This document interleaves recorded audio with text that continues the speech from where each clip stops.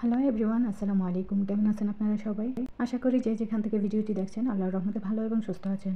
যারা যারা আমার ভিডিওটি দেখছেন কাছে এবং দূরের দেশ অথবা বিদেশ থেকে, তাদেরকে জানাই অসংখ্য ধন্যবাদ। সবার কাছে একটাই অনুরোধ থাকবে, পুরোটা ভিডিও দেখার চেষ্টা করবেন, আশা করি ভালো লাগবে। আজকে আমি একটা তরকারি রান্না করব সবজি দিয়ে। তো অনেকগুলো সবজি আমি কেটে ধুয়ে নিয়েছি ভালো করে। তরকারিটা আমি রান্না করব খাসির মাংস দিয়ে। তো মাংসগুলোকে আমি ভালো করে কেটে চর্বি ফেলে দিয়ে তারপর ধুয়ে নিয়েছি।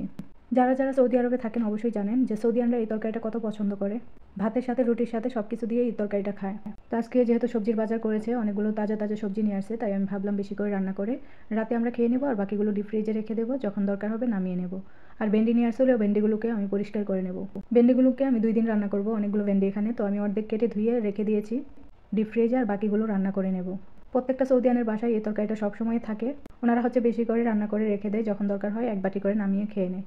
এই তরকারিটা রান্না করতে বেশি কিছু লাগে না, শুধু 2 রকমের মশলা দিয়ে আমি রান্না করে নিয়েছি, আর একটা ম্যাগি মশলা দিয়ে দিয়েছি স্বাদের জন্য। আর আমি সবসময় দেখবেন একটা মশলা দিয়েই রান্না করি। এই মশলাটার ভিতরে ওরা সব কিছু দিয়ে ব্লেন্ড করে নিয়ে আসে বাহির থেকে। তো একটা মশলার ভিতরে অনেক রকমের মশলা দিয়ে তারপর মশলাটা বানানো হয়। যখন কিনে নিয়ে আসে তখন আর অন্য কোনো মশলা ইউজ করতে হয় না, শুধু একটা মশলা ইউজ করলেই হয়ে যায়। তো আমি এখানে একটু হলুদ ব্যবহার করেছি কালারটা সুন্দর হওয়ার জন্য। হলুদ ওই মশলাটার ভিতরেও আছে, তারপর আমি এক্সট্রা একটু হলুদ দিয়ে দিলাম। আর টমেটো সস দিয়ে দিয়েছি, সরি সস না, টমেটো পেস্ট আমি দিয়ে দিয়েছি কালারটা লাল হওয়ার জন্য, কারণ ওনারা এই তরকারিটা একদম লাল পছন্দ করেন।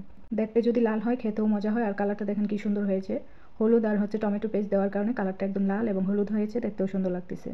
তো সৌদিয়ানরা এই তরকারিটা সবসময়ই খায়, ওনারা অনেক পছন্দ করেন। তো আমি আজকে অনেকগুলো সবজি দিয়েই রান্না করেছি। তো এখন আমি খেয়ে রাতের বেলা খাওয়া দাওয়া করে বাকি যে তরকারিটা থাকবে আমি ডিপ ফ্রিজে উঠিয়ে রেখে দেবো।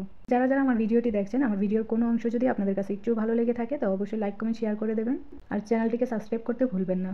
যারা যারা আরবিয়ান রান্না করা খাবার দেখতে পছন্দ করেন, আমার চ্যানেলটিকে সাবস্ক্রাইব করে পাশে থাকা বেল আইকনটি অল করে দিতে পারেন।